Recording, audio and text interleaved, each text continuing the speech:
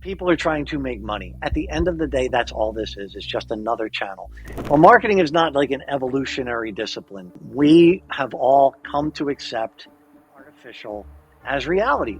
Now there's how many accounts that are all AI that have millions of followers Yes. making a ton of money, Mm-hmm. right? Now there's the new AI actress. You can digitize yourself, start to manage your own digital property, maybe start, try to get ahead of that. We're trying to get ahead of that.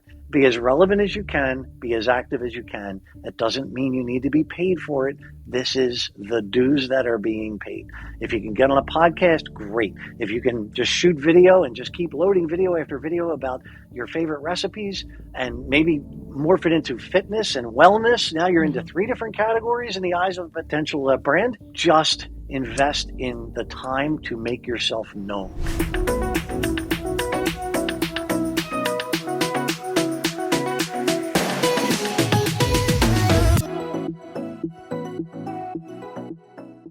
Welcome to Lights, Camera, Cash, the podcast where creativity meets cash flow. I'm your host, Nicole Sellers, and I'm here to help you unleash the superstar within and turn your creativity and charisma into a money-making machine. Today's guest knows live television better than anyone. Mark Lubragge is a veteran home shopping host who's spent decades on major networks like QVC and HSN, helping move millions of dollars in product and connected with audiences in real time.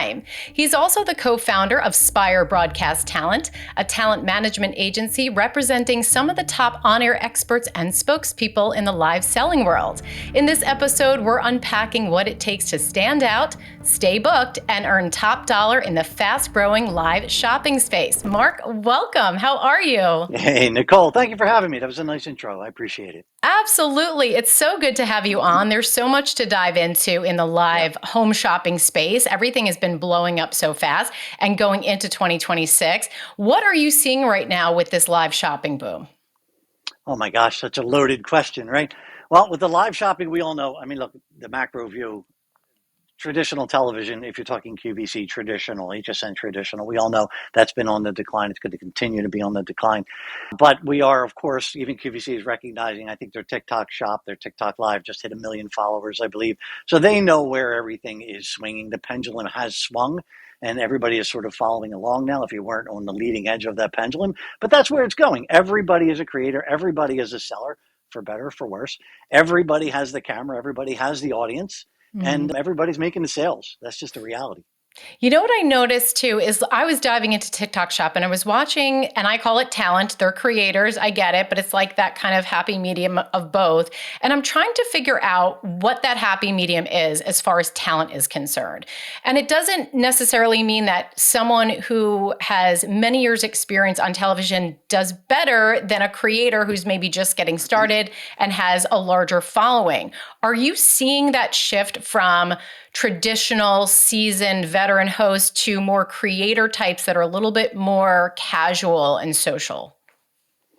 Yeah, because look, social is more about connection. Like QVC built its business on we can do this differently. We can connect with the audience in a way and not just bark at them and try to sell them, right? That's why they turned into the $8 billion global institution that they were. Based on that, they were doing social selling before there was social media, right? So it's the same concept, but it is decentralized, right? I think the problem for some creators is everyone knows how to use the platform, but not everybody knows how to market on the platform. And direct response television is still direct response marketing. And whether it's on TV, whether it's on social, there's still a goal. Like I always say, we go out there, there's a sword hanging over our head. The product has to sell or it doesn't come back. You don't get to come back. The opportunity goes away. It's not as prevalent. At least the mindset is not that prevalent. It's just like buy. If not, I'm going to move on to the next item. I'm going to move on to the next item. But there's opportunity there if they take the time to really sort of invest in the art and the science of it, right? To get better results. Well, that's the thing. It's like learning the live selling skill. It's not just going on and saying, oh, I'm so obsessed with this product. It's really learning storytelling techniques and live selling techniques, transitions, how to go from one product to the next, the feature benefit techniques and all of those things. How do you really train your talent? Because I know that you will probably see someone on social media or on some type of platform and say, okay, I either want to represent this person or bring them on board. What are some of the attributes or features or things that you can spot in someone that you're like, I definitely want to invest in this person and represent them because I know they're going to go far?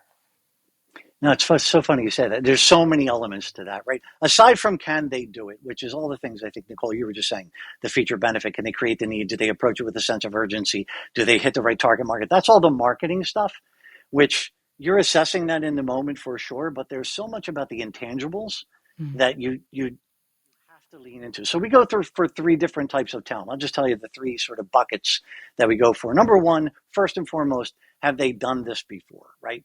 If you have experience, you're further down the learning curve.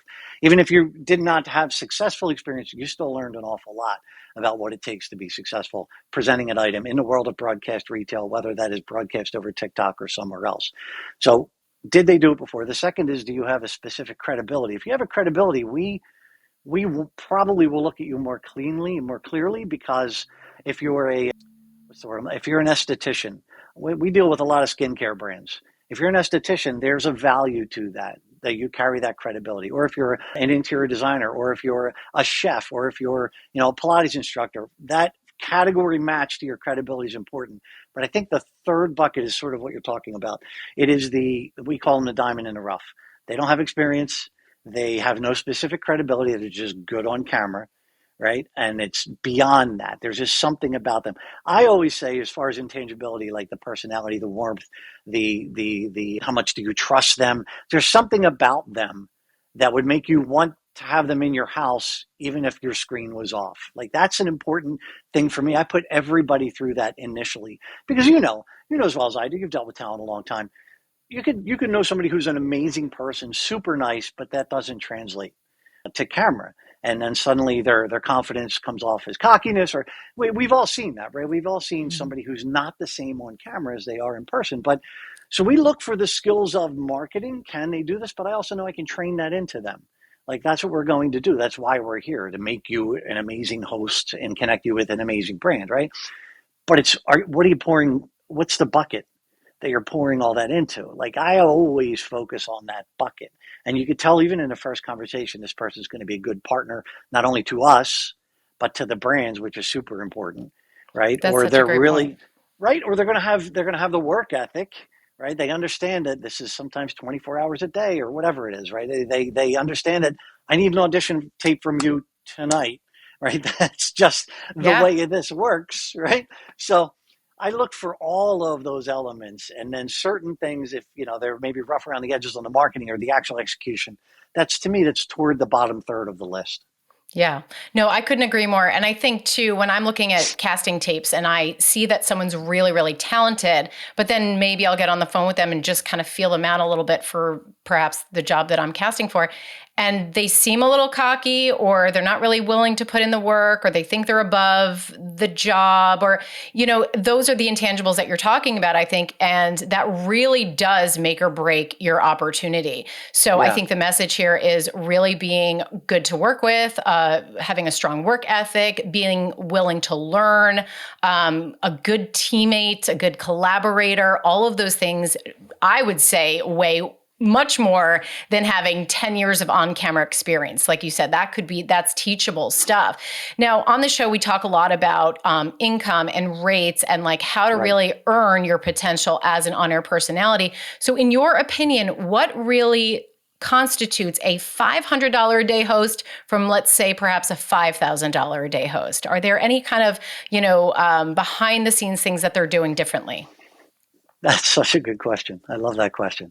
Let me think if I can put it in the best possible way. So, doing differently, yeah, there are amazing partners who are executing. Like, at the end of the day, that is it. You build from your reputation and from your deliverables in any industry, really, but certainly in this industry where you are the product, you're selling yourself. Oh, here's what I can do. And I think what I love about $5,000. I'll tell you two things. One thing I love about $5,000 a day or an hour or whatever it is you said, talent, and one thing I don't.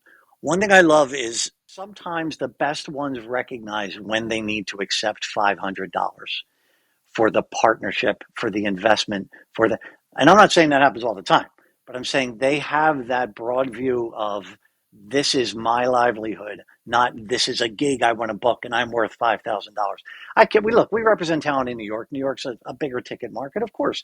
Whatever you're doing up there, you're making more money than you are, let's say, in Westchester, Pennsylvania, or in Clearwater, Florida, or wherever else we are, right? I'm sorry, St. Petersburg is what I meant to say. But I've had talent say, that I've had conversations with before we sign them, and then we sign them, and I say, hey, here's an opportunity. What's it pay? It pays this. I'm not working for less than X. I'm not coming down there. And then my answer to that person specifically was, then you're never going to work. That's the unfortunate reality. Look, you're not in New York. You're not experienced in this. If you were experienced, you would command a higher salary or a higher, paycheck.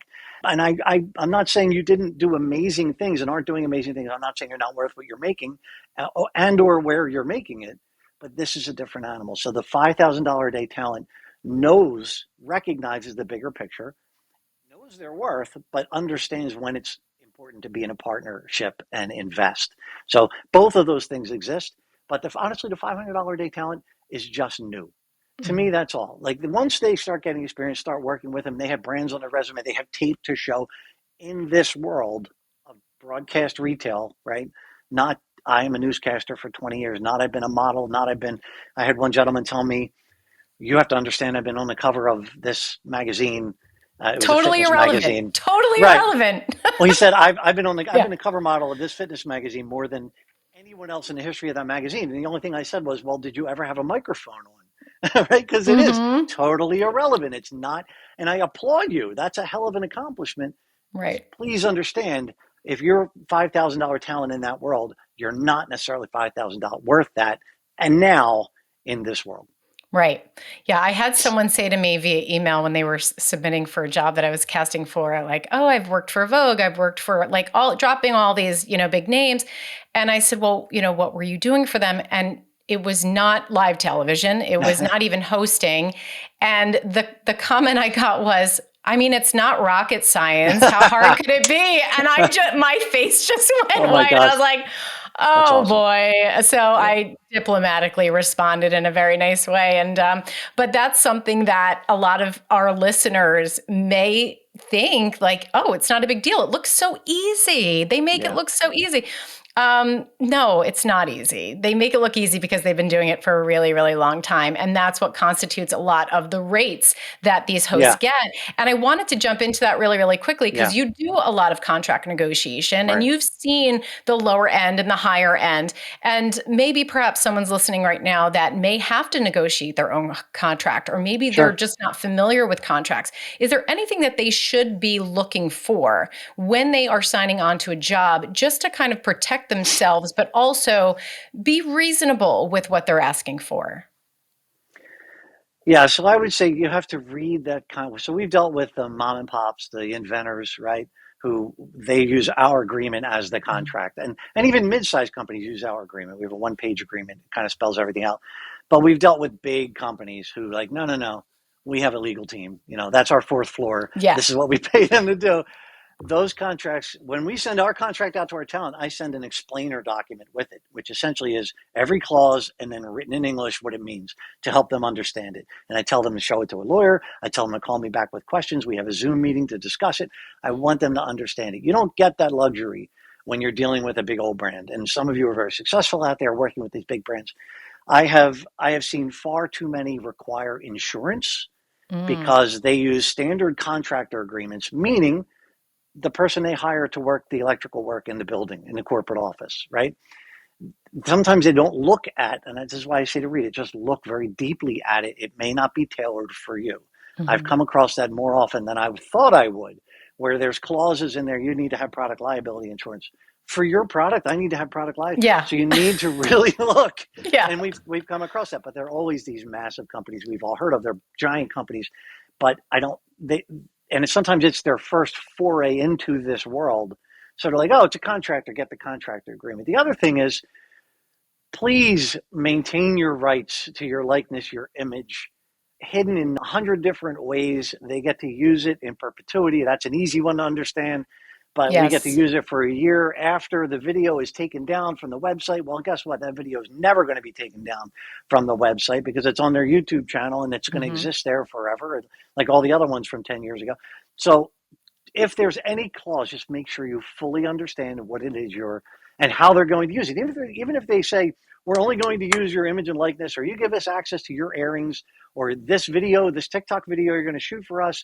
I literally had this conversation with somebody last Friday. They Mm-hmm. want to use this person's output deliverables Mm-hmm. for unlimited usage which is fine. That's not uncommon for a period of X. That's not uncommon. She didn't have any understanding of what that meant, Mm-hmm. right? So I'm just saying, please understand everything. And where even it says this is boilerplate legal, because I even have that in ours. Like, don't worry Mm-hmm. about this clause. It's boilerplate legal. I can explain it if you like.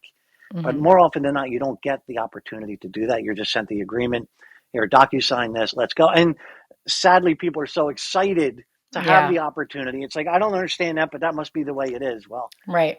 some of them are not. They Some of get them are not. excited and they're like, I don't want to be the squeaky wheel. I don't want Right. to upset the apple cart. So I'll just sign it and, thank God that I got this job. But Right. it is protecting your name, image, and likeness, and also watching out for that in perpetuity clause. All right, if you are loving this conversation and want to learn more about how to build a profitable brand and business as an on-camera personality, go to tvhostingacademy.com. I have all my coaching programs there, even our Green Room membership. And inside that membership, we meet twice a month, once for small group coaching and a second time with an industry expert who will be teaching a masterclass on a variety of different topics in the media industry. So go to tvhostingacademy.com, click on the Green Room membership, and we'll see you there. Back to the conversation. What is kind of like a reasonable time frame if somebody does want to use your name, image, and likeness? Is there usually like a standard time frame, like maybe like a 2-year time frame that some of the projects can air for? So honestly, I would say no. We've kind of seen, it's just like rates. I'll give you the example on Mm-hmm. rates. So, per airing or per video or per TikTok video or, whatever, per live stream, I can be paid that way. And we have talent that's paid that way, right? And I prefer that. When I go on air, when I go and do my stuff, 20 some years now, I've only done one that wasn't per. I execute, you pay me. I execute, you Mm-hmm. pay me. It's fairest to the vendor, it's fairest to the brand partners, it's fairest to the talent, the whole thing. But there are waterfall rates as you do it, and if you do it again, it's less. And as you do it Mm-hmm. again in a 24-hour period, it's less. There's retainers plus, there's retainers. And the same thing applies to how long you get to use my rights. It just depends on the brand and Mm-hmm. what their social strategy is more than anything else, what their social media calendar looks like, where they're trying to invest their time. If they're trying to go deep into Instagram or deep into TikTok, it's going to look different than if they want to go deeper into YouTube. They may not have the need for it on that platform, or even now there's a big push in, don't discount LinkedIn. I'm a huge fan of LinkedIn, and it's Mm-hmm. growing in the video side. Like people think, oh, TikTok Insta, TikTok I Insta. That's love true. LinkedIn. Yeah. I've Yeah, been there's really a kind of lot. doubling down on that as I've well. seen it. I've seen you're out there. You're everywhere. I Yeah, love that. yeah. I love that. See, what's funny is everyone keeps saying, oh my gosh, you're everywhere. But it's like, it's that smart approach of like taking a couple pieces of videos and spreading it out. But with LinkedIn, you are targeting a different audience and you just have to know your demographic. You have to know who you're talking to. So when I, let's say, write a caption for LinkedIn, it might be different than my Instagram captions because it's just a Sure. different audience. So it's really just kind of being smart about and strategizing where you're going to post, how you're going to target your audience, what you're going to say. I wanted to talk about skill gaps a little bit because Okay. there's a lot of common mistakes and mishaps that hosts do. So, is there anything that is preventing hosts from either booking work or getting more opportunities that you see that you're like, oh gosh, they have to kind of work on that before I could even consider them? Because some people don't get the opportunity to get the feedback from either casting or a talent rep. Is there anything that you can spot and just say, oh, if they just worked on these top 3 things, I would consider them? Wow. So worked on these top three. So it's a huge gamut of things, right? It's just Mm-hmm. this plethora of things. And I'll give you an example. One woman, I told her she needed to work on her voice. I was just being completely honest. You're not Mm-hmm. going to get work with that voice. Yeah. Go get your voice trained. You got to lower your register. And it was just tonality. It wasn't pace, everything. It was just the tonality of the Mm-hmm. voice. And she did, to her credit. I loved her. I wanted to find her work, but I was just being honest with her. And she did, and she got a massive arrangement with a massive shoe company that lasted for more than a decade. And it was great, but for her, that's all it was. Everything else is in place. So if there's one thing I have to say is some things you will never be able to control or work on. Like I've lost a lot of potential opportunities because I am a guy and they wanted a woman, right? Mm-hmm. Especially in the toy category. When I used to work in toys, we want the mom angle. And I'm Mm-hmm. like, what's wrong with the dad angle? It doesn't matter. There's Yeah. some things you can't do. I would say mindset of being a strong partner and showing your enthusiasm and work ethic. So before, I mean, in your first call, your first point of contact with the vendor, with the brand partner, with whomever you're trying to court. Because whenever we have somebody who reaches out, like, hey, I'm looking for talent, great, I have this person. What do you think? I'll send a package. We'll talk them out, the whole thing. I'll pitch them. They'll say, great, can I get on the phone with them? I have a boilerplate, long old list I send to everybody. This is your first time talking to a vendor. Okay, here's everything you need to do, every piece of enthusiasm you need to show, sort of questions you need. Like, here's how they view you. Here's what you need them to view you as. So to your point, you don't have me like on your shoulder telling you that, right? Unless you're part of our company. You need to be that person, right? You need to say, okay, am I showing as much enthusiasm for this brand as I can be? Am I showing that I'm willing to do anything without compromising your position from a bargaining standpoint? But meaning, I will do what it takes to make your brand successful. That's all they want to hear. They want to hear that you love the product. I'm not saying lie. They want to hear that you can project your enthusiasm onto them. Mm-hmm. That's what they're there. They're essentially your phone call, your Zoom, whatever. That's your audition, in addition to whatever maybe was sent to them or they saw on Instagram or whatever. That's the heart of it. Really understanding that they're hiring, you are the product. You are a person. That is what you are marketing, and that is what they are buying. And people don't see it as that way. They feel like, not all of them, obviously, but actors, people that aren't in the world of broadcast retail, aren't in the world of having sort of gone through the fire of brand sponsorships, UCG, and shooting the video for the brand, whether it's hosted on their platform or on your platform. If you haven't gone through that and been smacked down, you Yeah. might think I can't. I'm an actor. I can't tell you how many actor auditions I got where the product never shows up on screen. Yeah. And it's Yeah. like, what are I you see doing? that And they too. have their little backdrop, right, where they're so used to doing acting auditions Right. or modeling auditions, And you and you can just spot tell acting from a mile away. a Yes, they have mile. improv experience. It's great, but it's like, yeah, the practice of really being yourself on camera, but also knowing that product inside and out. You are essentially Yes. part of the marketing team. So Yeah. not only knowing the product inside and out, but genuinely really loving that product and having that come across. And you had mentioned marketing materials before and like putting packages together and how you present your talent to brands. What are some of the things that you look for in marketing materials? Because I talk about it a lot about maybe having separate clips, separate reels for certain types of products or categories. What do you like to see in your pitch materials for your clients that you then transfer over to brands? So this has changed over the years, interestingly Yes, enough, very right? much so. So in the beginning for us, we did the give me every headshot you have. Okay, you need headshots, great. Here's a photographer. Let's see the batch. We'll pick them for you, the whole thing. Headshots, give me your resume. We had our own little bio that we would send them and that was tailored to our world. This is what our vendors would love to know about you. Not your resume, but that's great. That's important. But for this world, for these worlds, I should say, here's what we need to know, which is also like, do you have any specific credibility? Do you have any retail experience? Not retail, any on camera retail experience, whether Mhm. it's TikTok shop or whatever, it doesn't matter. But that's different, right? That means more to these people. Um, we had all of that. We had live video, we had, I don't care if you were just doing an interview on a red carpet, give me that. I want anything that they can collectively put together where the cumulative effect is, I love this person. This is the right person for us. I need all your social links. It was everything. Now it's a third of that. It Yeah. is a video of them, and I usually just say, you need to shoot a video. I'm working one right now. I texted her on last night. I texted her last night. I Yeah. need 3 auditions. I need you with this brand beauty device. I need you with this brand skin cream. I need you with this brand hair care tool. I need those 3 audition videos because that's who wants to potentially hire you. So, Amazing. so How yeah, long are they so usually? Like 3 to 5 minutes, or how long do you like them? so we tell people about 3 minutes, and knowing that the only way all 3 minutes are going to be watched is if you already have the job, right? So the first 10 seconds, you'll know, you've seen it. Hmm. We've all seen it. Perfect, maybe. No. Right. And we used to run auditions at QVC when I was there. I was there 6 years, talent department, and we would do open call auditions, or talent agencies like myself would send people to their auditions, and I would always say, like, this is a complete waste of time because only 10% of the people who walked in the door at any given moment were an absolute yes. So it's Mhm. hard. And then the thing is, for every person who walks in the door, there are 1,000 more who want to walk in the door, that are going to try to walk in the door next time. So that's why, looking at it holistically, like, this is a job. I am a brand partner. I'm not going to have an ego. I'm going to take feedback. I had somebody say I will not be talked to that way when their brand gave them feedback. I was on the call. It was just feedback.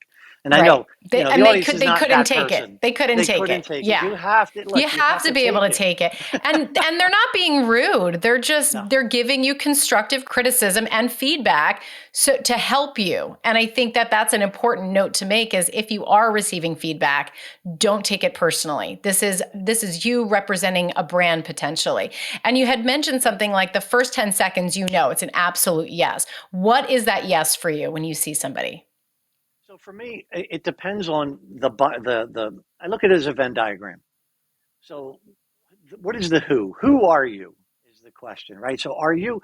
Let's just say, look, I was selling toys for almost 8 years on QVC, right? The who that I was the relatable dad. That's Mhm. who I was. If that's all I have. I'm not a toy expert. There was a toy expert. That's the credible circle. I can't be that. She can't be me. Not only is she not a dad, but she's also, her kids are grown and out of college, right? There's also the grandmother. She's a relatable grandmom. Does the crafty things and some of the girl toys like the fairies, the fly, and I do the remote control cars, helicopters, that kind of thing, right? So if you fit easily into a bucket, it makes it so much easier. And then there's, the credible, like, you're the esthetician. People will pay for that. I'm going to interrupt myself for a second. So if I need an esthetician, if I'm a skincare line that needs an esthetician, you're my person in the first 10 seconds. If I'm a skincare line that needs the woman over 50 who has a natural beauty and really good skin, you're the yes. I don't care if you're an esthetician, you're the yes in that first whatever 10 seconds. If I am a science based, and a lot of those beauty brands have like ingredients, niacinamides, ceramides, like, they have to be explained, and Mhm. they need somebody who can handle that. That's a lot of weight to explain that and maintain claims and not go afoul of legal and all of that. Then you're the person. And you may be one of the other two as well, but it doesn't matter. That's what I need. And Like I've a gotten chemist, like requests. a chemist, someone in the lab that's making these skincare creams. We, Yeah, it's like having yep. so the buckets, and I love how you kind of broke it down, because I think a lot of hosts struggle with, what bucket do I belong in, right? They're always like, well, Oh, yeah. like, where do I fit? Who do I connect with the most? Like, what is my category? What is my niche? What is my expertise? Because a lot of hosts will say, I'm not an expert in anything, but maybe I'm an Right. enthusiast in something. So do you have Great. any tips on how to kind of discover your bucket for a lot of these on-air personalities who are just trying to put marketing materials together for their type, maybe their most marketable type, and kind of figure out where they belong? Yeah. So I'll give you another story, right? It's just all through storytelling.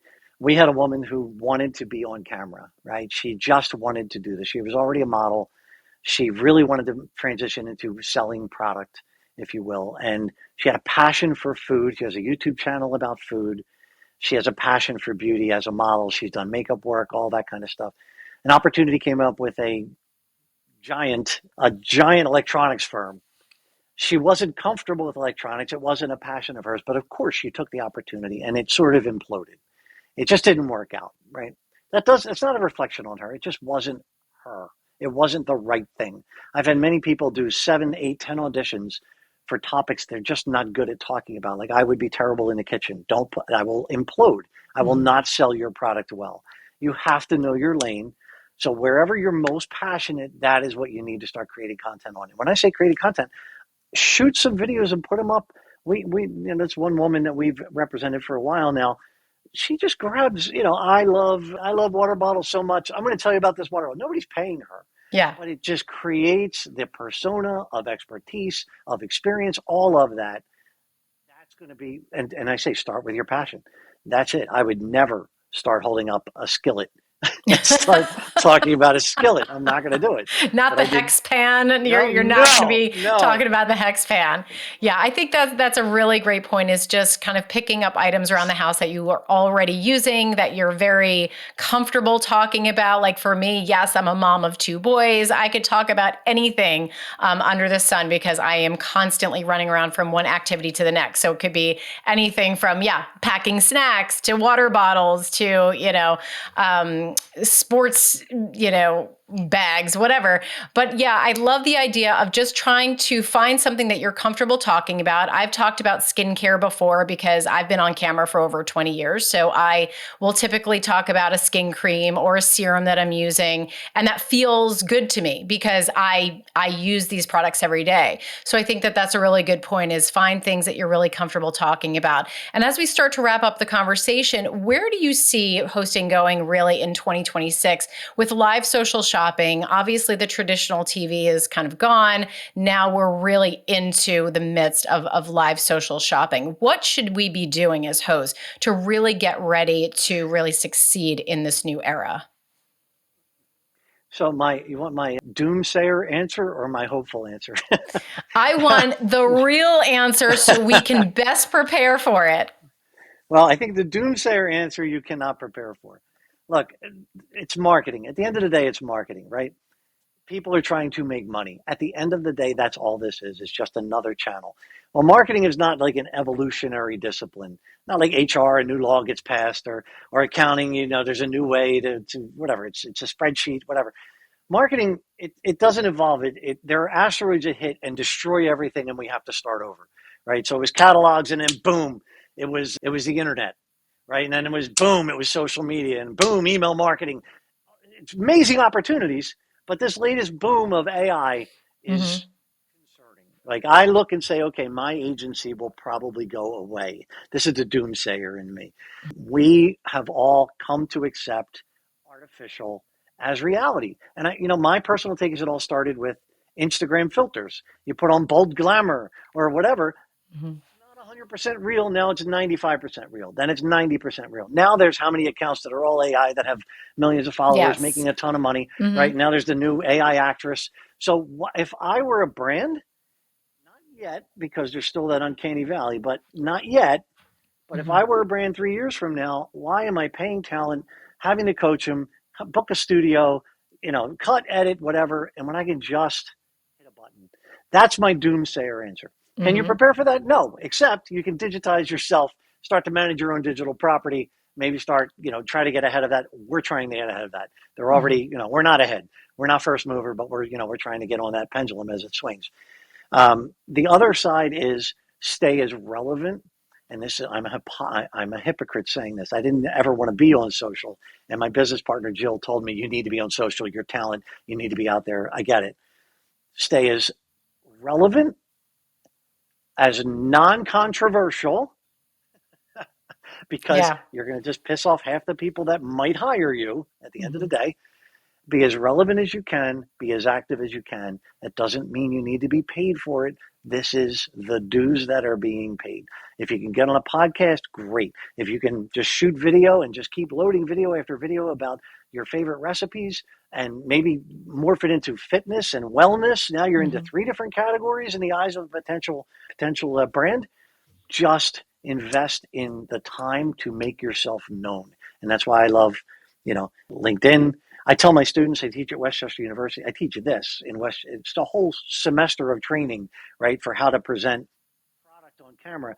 But I tell them, like, get on LinkedIn, start liking brands that you like, get on social, like we tell our talent this too. Start commenting, share articles about the industry that you're hoping to get into. You need to become relevant. Not, you don't have to be a thought leader. Everybody puts all this pressure on themselves to be the best, the absolute. You just have to be an active player until you can get noticed, and then you become a more active player by default. And once you're noticed, and once it takes you to a different world, and they have different opportunities. But you got to pump it out. Yeah, yeah. I love that. And building up your digital portfolio. Yeah. Yeah, Don't ever get complacent and just say, I don't have to do it. Just stay that's consistent. me. Yeah, no, no, no, no. No, we're That's gonna me. we're gonna get you on a schedule. But Mark, thank you I do so need a schedule.